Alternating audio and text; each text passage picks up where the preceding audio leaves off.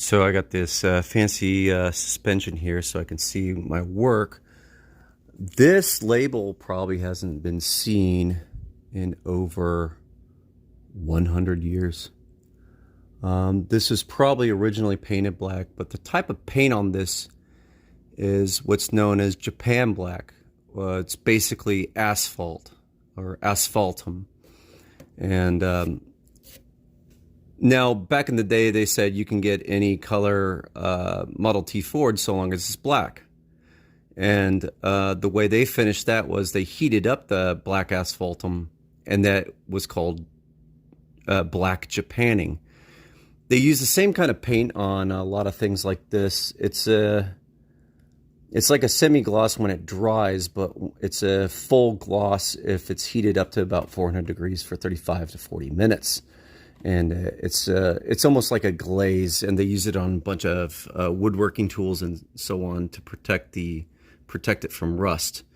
Well, they probably use it on this camera so it'd have a non-reflective quality. There are certain models that had the black finish, and then they had the regular varnish finish with like shellac or nitrocellulose based lacquer.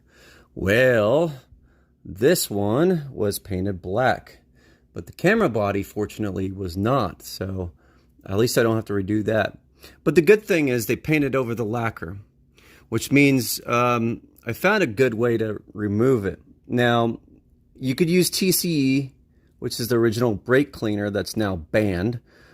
Or the other thing is steam, which you wouldn't want to use on wood. So the other option was basically like a low heat here and there. I'm dousing it in oil. I guess I could use TCE, but I don't want it to vaporize into the air with the heat, and I don't want to have to wear a mask. I'd probably have to take it outside if I was doing something like that. So my option is I'm just using mineral oil and heat.